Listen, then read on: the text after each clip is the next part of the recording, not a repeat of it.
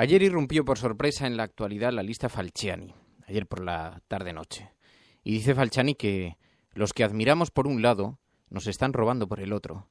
La lista, sabéis, la han publicado diversos diarios internacionales y entre ellos La Sexta y el Confidencial.com. Hoy vamos a hablar con Daniele Grasso, uno de los periodistas que lo han destapado del Confidencial. Quédate con nosotros. Hola, mundo. Iñaki Gabilondo. Son las 8:30 de la mañana. Las 7:30 en la Casa Museo de José Saramago, en Tías, Lanzarote. Buenos días, mundo. ¿Quieres un café?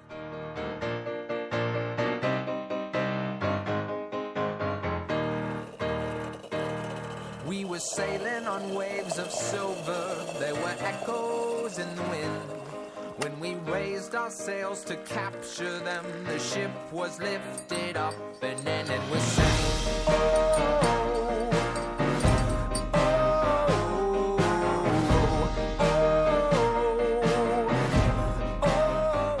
La cafetera de radiocable.com con Fernando Berlín.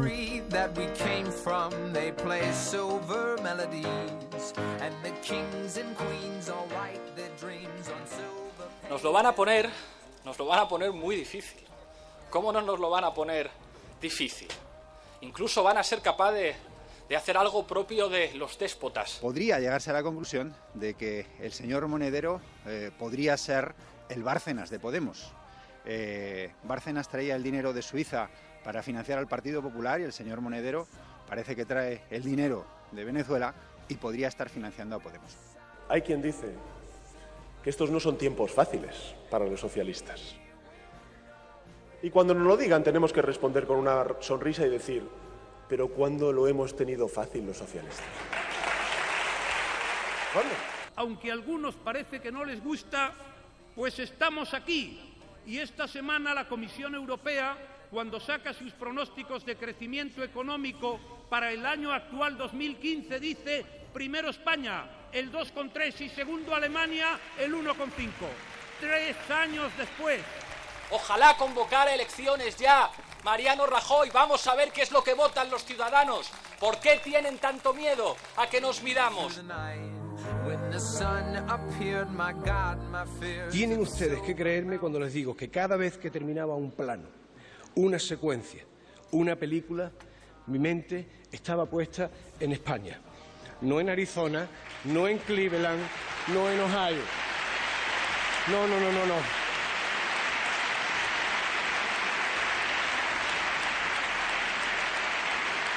Para mí, lo importante era saber cómo se vería este trabajo en mi tierra. Y para ser más específicos, en Málaga. Y para ahondar aún más, en mi barrio. Como decíamos, adelantamos esta noche una noticia que van a poder leer, una exclusiva a nivel mundial en medios como Le Monde, como la BBC y aquí en España La Sexta y el Confidencial les va a adelantar una noticia que tiene que ver con cuentas en Suiza y que nos cuenta también Mar Cabra. Muy buenas noches. Buenas noches. Hemos conseguido los datos de la llamada lista Falciani. Todos los clientes a nivel global de ese banco, el HSBC, con cuentas hasta 2007. Estamos hablando de más de 100.000 clientes que tenían en 2006-2007 más de 100.000 millones de dólares, que al cambio de la época son 69.000 millones de euros.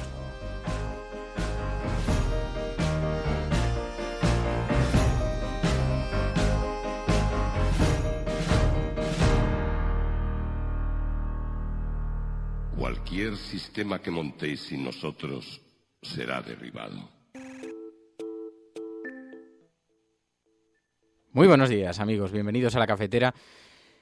Sabéis que este es el lugar donde nos reunimos cada mañana con los periódicos junto a tazas de café para tratar de explicar qué es lo que está ocurriendo alrededor en nuestro país, en nuestra sociedad, en nuestra civilización.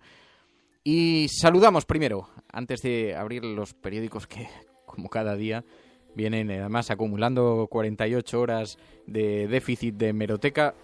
Tenemos mucho de lo que hablar.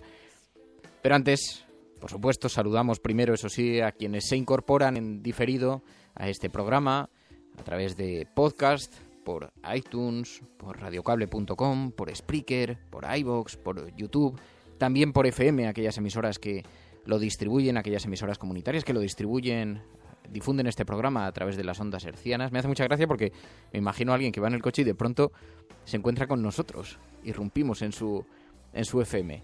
Sabéis que este es un programa que lo podéis, si tenéis una emisora y lo queréis difundir, lo podéis hacer abiertamente. Este es un programa de libre circulación, es algo más que el Creative Commons.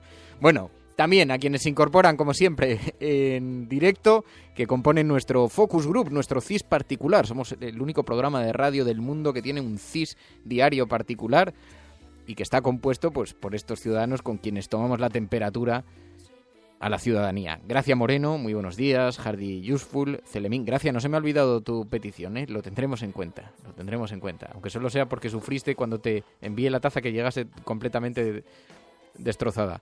Hardy Useful, Celemín, Tito, Elinurse, Cora, Sonia Ballesteros, Daniel Riquelme, José Manuel Martínez, Virginia Rodríguez, Emma Casanova, Nacho Javier Crae, Ciclismo, Rojo Cabreado, Borja García Zapardiel, Enrique Quesada, Gerardo Mullano, Sonia Fanny Suárez, Alba, De la Cruz, Alejandro, Conchi, Tony Matarín, Vidari.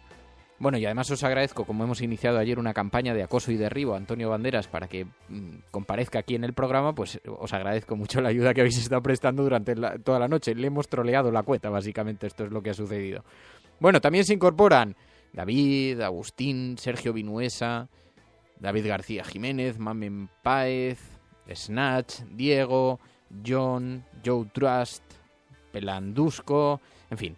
Me gusta hacer un repaso de la mayor parte de los nombres posible. Cada vez es más difícil porque cada vez somos más, pero creo que es justo, dado que se toman la molestia de participar en directo y, en fin, hacen ese pequeño esfuerzo tecnológico que eso supone, que es justo saludarles en persona al máximo número posible. Dicho lo cual, bienvenidos. Hoy vamos a hablar de la lista Falciani, por lo que tiene de simbólico y por lo bien que retrata los formidables cambios que se están dando en este mundo globalizado. Se están dando en la globalización fiscal, en la circulación del dinero, cambios también en el periodismo. Sabéis que han sido un grupo de diferentes medios de comunicación globales que se han coordinado a través de una serie de mecanismos para sacar simultáneamente esta información.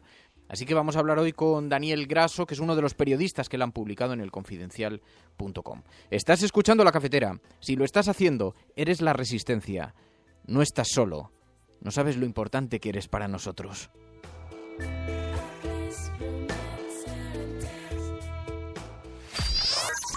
Radiocable.com. Os decía antes, ayer irrumpió por sorpresa en la actualidad la lista Falciani, una lista que han publicado diversos diarios internacionales y entre ellos La Sexta y elconfidencial.com. Y Daniel Grasso es periodista del Confidencial.com, firma hoy la apertura en ese diario digital. Daniel, muy buenos días. Muy buenos días. Daniel, para poner a la gente en antecedentes, ¿qué es exactamente la lista Falciani?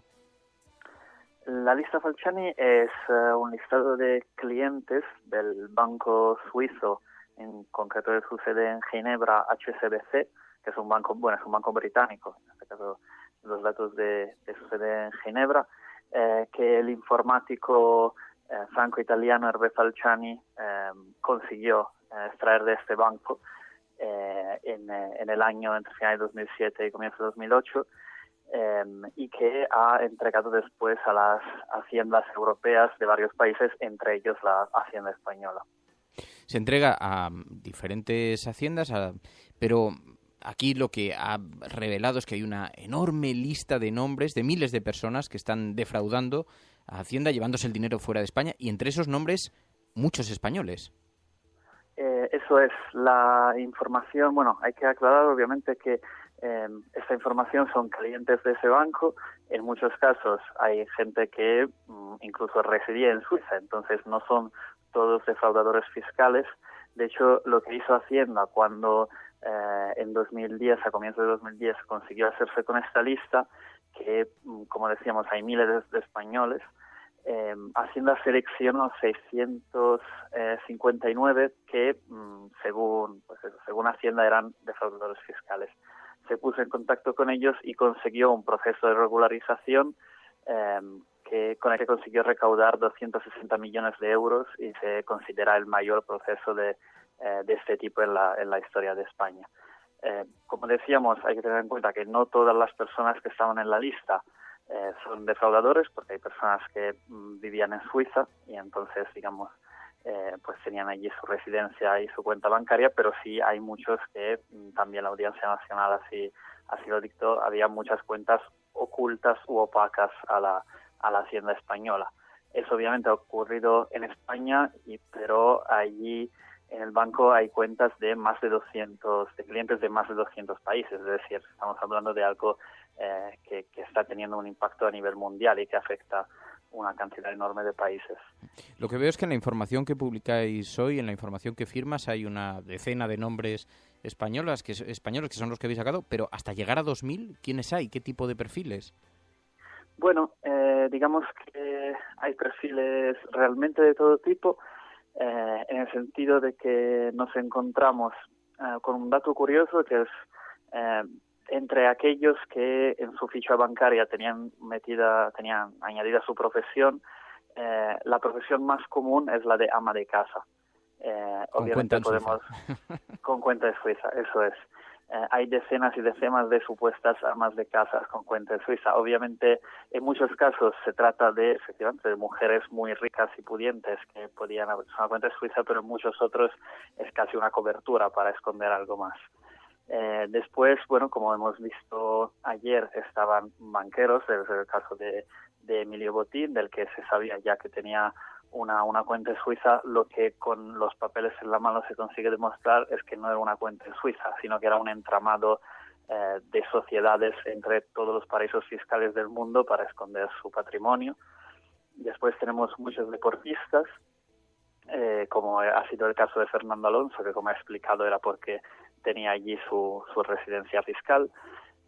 Tenemos muchísimos emprendedores, iremos diciendo también nombres a lo largo de esta semana, iremos publicando sus historias en el Confidencial y veremos que los hay pues desde diferentes ámbitos, desde los medios hasta el ladrillo y pues se verán estos nombres. Y una cosa muy importante también hay, y una cantidad bastante importante, hay personas relacionadas con actividades ilegales, incluso en España, relacionadas con el tráfico de drogas, por ejemplo.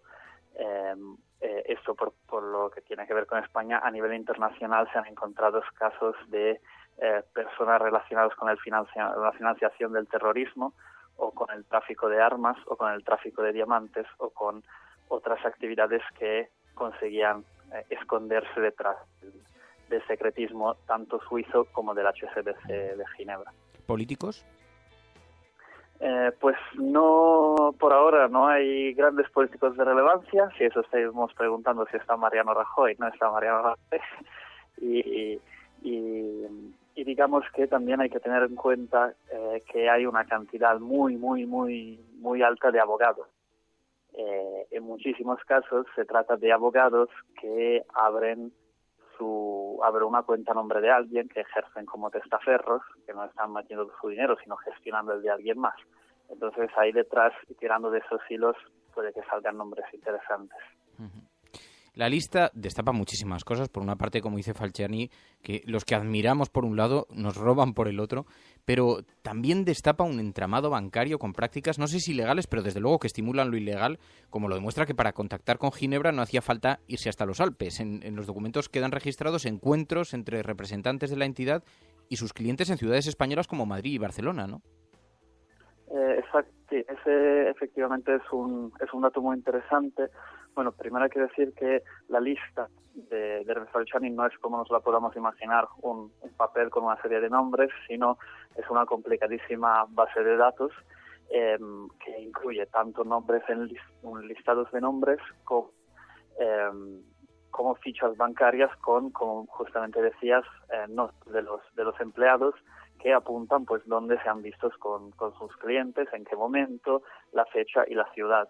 Y una cosa muy importante es que se nota, pues esos representantes del banco de allí que se veían con ciudadanos españoles, y eso ocurre en otros casos en todo el mundo, en sus ciudades, es decir, iban a ayudarles a que mantuvieran su dinero oculto a la Hacienda. Siempre se piensa que una persona para tener dinero de Suiza tenga que ir a Ginebra, tenga que coger el avión, pues eso demuestra un poco cómo el banco ayudaba a que eso no ni siquiera hiciera falta. Y es solo una de las prácticas que vemos, en la que vemos involucrado el banco. Entonces, el papel del banco, en este caso, quizás es casi más importante de los nombres en sí, porque, como decíamos antes, no solo encubre determinadas actividades ilegales, desde financiación del terrorismo hasta tráfico de armas o de drogas, sino que incentiva a crear esquemas y explica incluso a sus clientes cómo evitar las normativas europeas o rodear los pagos a Hacienda para mantener el dinero oculto. Me ha impresionado el caso de Fernando Alonso, porque me consta que los abogados están trabajando duramente desde que se ha conocido. Se explica mucho que en aquel momento tenía su residencia fiscal en Suiza, y ahí es donde está el gran debate, ¿no? Si cuál es la residencia realmente, si un personaje tan global y que viaja tanto, como es obvio que hace Fernando Alonso, donde fija su residencia. Bueno, ese es un debate, pero me ha impactado mucho el titular que ponéis en el Confidencial.com. La ficha de Alonso: contactar con el padre Noviedo por DHL. ¿Eso qué significa? Eso así es, como dices, ya que queríamos enfocar algunos aspectos interesantes. En la ficha de Alonso aparecen, además de una dirección suya en Suiza, una dirección en Asturias del padre, en el que se advierte que en el caso de que contactar con él, de que haya que contactar con él se haga por mensajería, por DHL. Eso nos han explicado que era simplemente por sencillez de trámites burocráticos, que era el padre de Fernando Alonso, una persona que evidentemente estaba asiduamente siempre en Asturias, y por esta razón explicitaban que lo mejor era contactar con él. Como bien decías, pues es un caso bastante claro de cómo pues hay personas que fijan su residencia en Suiza. Naturalmente, las personas que fijan su residencia en Suiza no suelen ser comunes, sino de un determinado nivel. De hecho, a nivel internacional hemos visto personas como David Bau, que fijaron su residencia en Suiza desde hace años, obviamente para evitar pagar más impuestos, para pagar menos y aprovechar de las ventajas que ese país ofrece.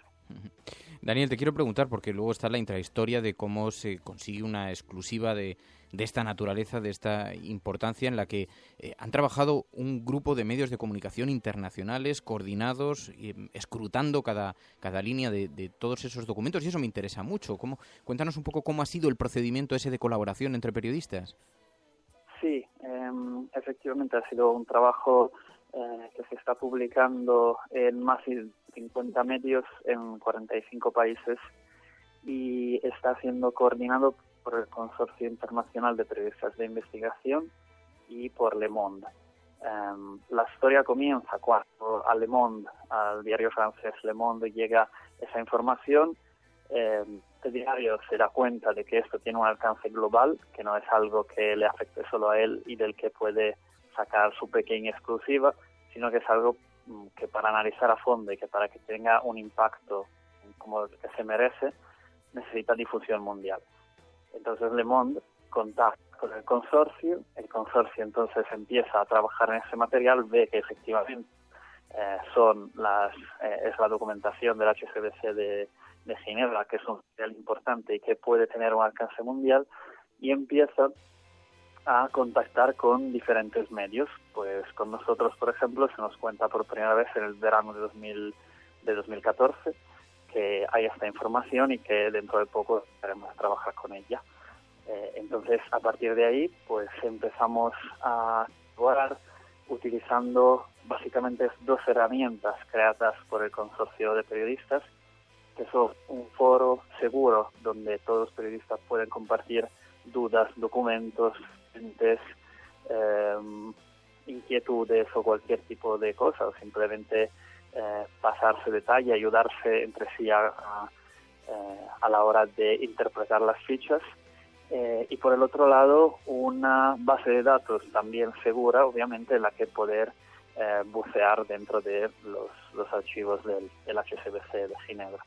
Y en todo momento, incluso cuando nos hemos contado qué íbamos a publicar qué día, siempre se ha tenido en cuenta que iban a publicar los demás para no pisarse, para intentar no contar antes lo que es más relevante para otro país. Entonces ha sido una colaboración en todos los frentes, vamos. Pues Daniel Grasso, muchísimas gracias, Daniel, por atender esta llamada. Enhorabuena, felicidades, muy buenos días y muy buena suerte. Muchas gracias y buenos días. Radiocable.com.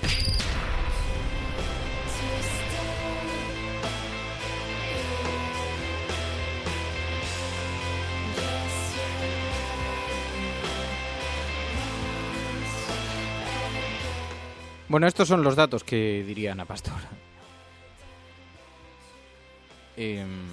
Claro, podéis imaginar que entre que la información irrumpió anoche y que se trata de datos que son enormemente sensibles, que afectan a poderosas figuras de nuestro país y que además requieren de comprobaciones, de llamadas, pues no todos los medios lo llevan y no a muchos les ha dado tiempo a preparar esta información y desde luego mucho menos a llevarla a portada. Pero en todo caso, así lo avanzaba anoche Ana Pastor en El Objetivo. Como decíamos, adelantamos esta noche una noticia que van a poder leer, una exclusiva a nivel mundial en medios como Le Monde, como la BBC, y aquí en España La Sexta y El Confidencial les va a adelantar una noticia que tiene que ver con cuentas en Suiza y que nos cuenta también Mar Cabra. Muy buenas noches. Buenas noches. Hemos conseguido los datos de la llamada lista Falciani. Todos los clientes a nivel global de ese banco, el HSBC, con cuentas hasta 2007. Estamos hablando de más de 100.000 clientes que tenían en 2006-2007 más de 100.000 millones de dólares, que al cambio de la época son 69.000 millones de euros. 69.000 millones de euros.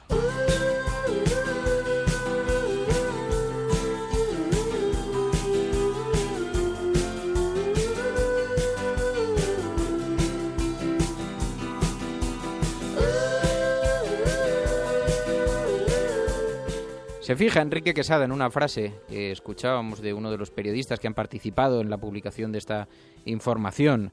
Dice, la lista Falciani, no hay políticos en ella, pero veremos qué es lo que sale al tirar de la cuerda. Porque eso sí, nos ha dicho Daniel Grasso que entre los nombres figuran un buen número de abogados que a veces actúan como intermediarios, entre ellos y otros, claro.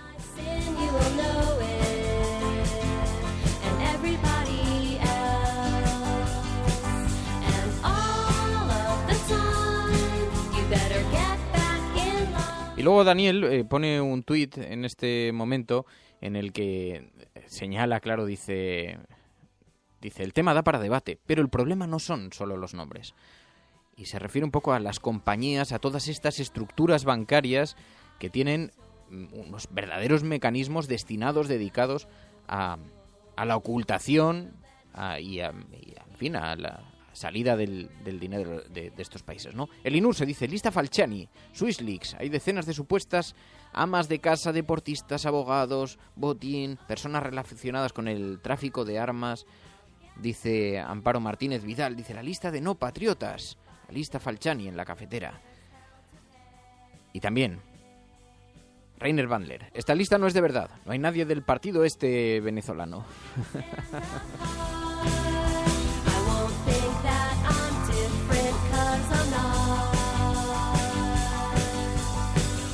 Bueno, sí, ya sabéis, en efecto, estos son la lista que han publicado diversos diarios internacionales, Le Monde, The Guardian, la BBC, entre ellos La Sexta, El Confidencial.com.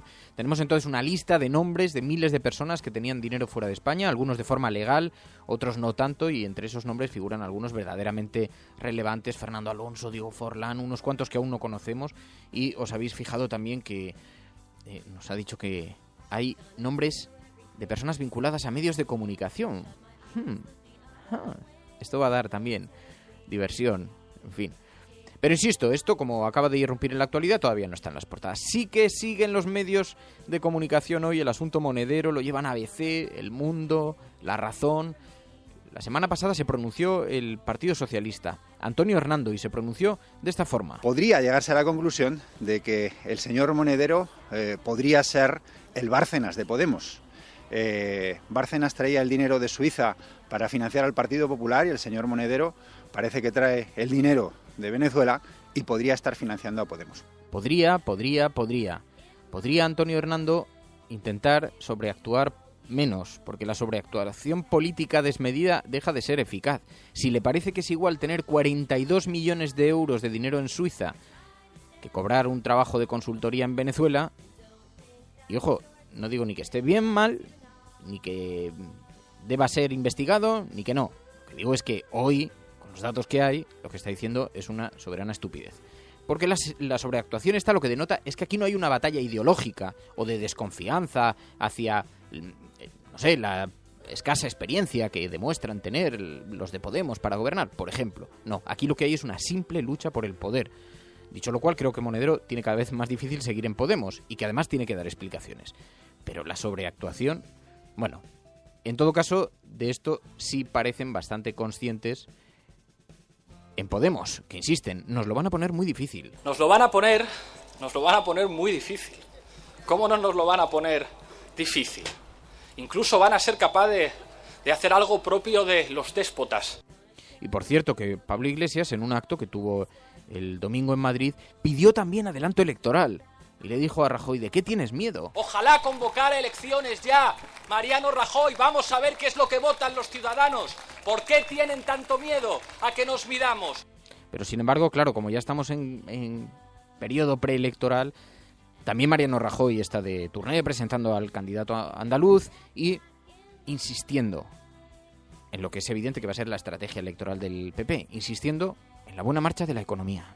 Aunque a algunos parece que no les gusta, pues estamos aquí. Y esta semana la Comisión Europea, cuando saca sus pronósticos de crecimiento económico para el año actual 2015, dice primero España, el 2,3, y segundo Alemania, el 1,5. 3 años después. Y es verdad que parece ya que se están midiendo la campaña entre Rajoy y Pablo Iglesias. Insisto en lo que decía la semana pasada, queda tanto tiempo para las elecciones que esto puede que sea hoy, pero puede que cambie la semana que viene, porque evidentemente tampoco el Partido Socialista va a entregar las llaves de la ciudad y va a decir, pasad. No, también están batallando. Y Pedro Sánchez además con una ingeniosa frase, dice, es que alguna vez lo hemos tenido fácil. Hay quien dice que estos no son tiempos fáciles para los socialistas. Y cuando nos lo digan tenemos que responder con una sonrisa y decir, pero ¿cuándo lo hemos tenido fácil los socialistas? ¿Cuándo?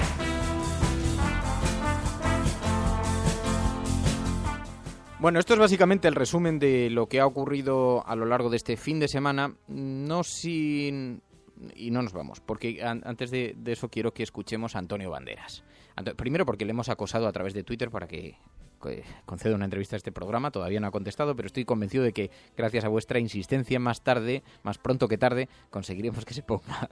Pero no, sobre todo porque recogió el Goya, sabéis que, en fin, se le entregó un Goya. Y me llamaba la atención porque Antonio Banderas, además de la simpatía natural que se respira cuando se le escucha, es verdad que representa un perfil muy extraño en España. Una persona que ha tenido un enorme éxito internacional, con películas comerciales, algunas menos comerciales, pero con películas muy del estilo de Hollywood. Ha tenido un gran éxito, lo sigue teniendo. Y llega aquí a España y hace un discurso, yo dije, cargado de talento, cargado de honestidad, con una sensibilidad enorme, un profundo peso y una convicción sobre lo que representa la cultura para el desarrollo de los ciudadanos, de la gente. Pero además, me llamó la atención y me gusta. Es un personaje español que ha tenido mucho éxito, un éxito que todos le otorgamos, que todos le reconocemos, y que además no se le está castigando por ese éxito. Cosa extrañísima en nuestro país, porque sabéis que lo frecuente es lo de abajo con el que sube, y basta que venga hablando de Estados Unidos para que esté todo el mundo criticándolo. No, aquí con Antonio Banderas se valora bastante toda esa experiencia, ¿no? Y además hizo un discurso muy bonito sobre dónde tenía puesta la mente cada vez que hacía uno de sus trabajos y que nos hizo a todos reflexionar, ¿no? Porque es muy la vida. Tienen ustedes que creerme cuando les digo que cada vez que terminaba un plano, una secuencia, una película, mi mente estaba puesta en España, no en Arizona, no en Cleveland, no en Ohio. No.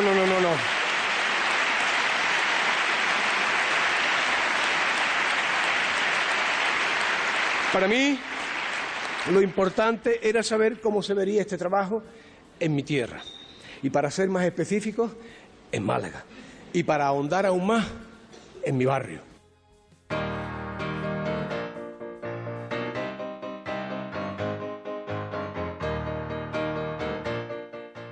Por cierto, PSV, deja de poner ese link de Antonio Banderas porque ese no es Antonio Banderas, ese es alguien que se llama Tony Banderas, pero Antonio Banderas, la cuenta, esta no debe ser una cuenta suya, debe ser otra.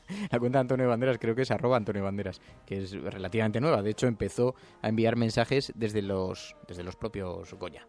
Bueno, hasta aquí lo que ha dado de sí el resumen de lo que ha sido el fin de semana, pero antes de que nos marchemos vamos a hacer un rápido repaso a las portadas, porque sigue todavía los ecos de este debate sobre buscar unas fórmulas de paz para Ucrania. Obama y Merkel debaten sobre si arman a Ucrania frente a Rusia, dice el periódico El País. Dice que la canciller alemana está preparando con el presidente de Estados Unidos la cumbre del miércoles con Putin, con Poroshenko y con Hollande. También dice: la mayoría de los españoles avala la implantación de la cadena perpetua. Un 67% cree necesaria la pena. El Congreso la va a votar mañana.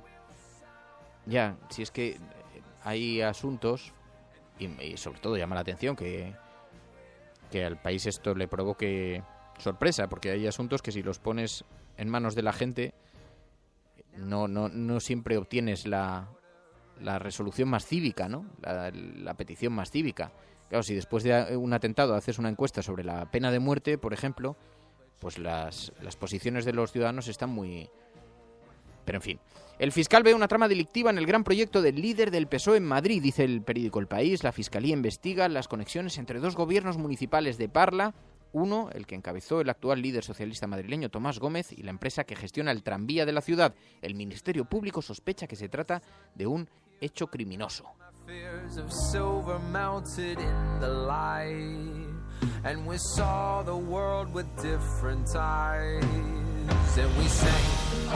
Y la noticia a la que me refería antes sobre Juan Carlos Monedero. Hugo Chávez pagó 35.000 euros a Monedero. ABC aporta las pruebas que acreditan las actividades como asesor en Venezuela del número 3 de Podemos. Monedero, ante el documento acreditativo de su labor como asesor del régimen bolivariano, reproducido en detalle en páginas interiores, dice el periódico ABC. Bueno, esto no dejaría de ser una anécdota porque todo el mundo, y nunca ha sido un secreto, sabía que Juan Carlos Monedero había asesorado al gobierno de Chávez. Por eso les llaman bolivarianos. No sé si es que el ABC no ha escuchado las tertulias de los últimos 2 años. Pero en todo caso, sí es más significativa la información que publica hoy el periódico El Mundo en portada, todavía mucho más contundente. Dice: Monedero acumula 700.000 euros en sus 3 cuentas en España. En una personal tiene casi 300.000 euros y en la de su empresa, Caja de Resistencia, 425.000. La renta anual del dirigente de Podemos, profesor de Ciencias Políticas, asciende a solamente 50.000 euros. Yo por eso decía antes, cada vez es más urgente que Monedero se explique, más necesario, y además esto puede tener consecuencias para Podemos. Creo que cada vez está más lejos de poder seguir dentro del partido político. Una cuestión es que estén siendo observados y con un escrutinio como el que ellos han exigido, y otra muy diferente es que no se estén dando explicaciones porque se dé ya todo por explicado, y esto tampoco puede ser así.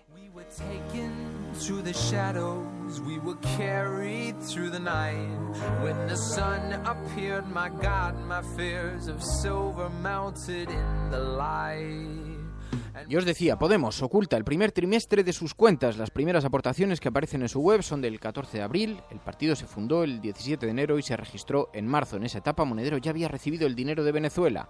El foro que pide su expulsión registra más de 1.000 entradas. Y también en La Razón, tic-tac hacia el desastre, dice el primer ministro griego. Tsipras promete comida, luz y techo para los más pobres con un plan de 2.000 millones de euros sin tener asegurada la financiación. Desde luego, ¿cómo son estos, pidiendo, que a quién se le ocurre prometer comida, luz y techo para los más pobres?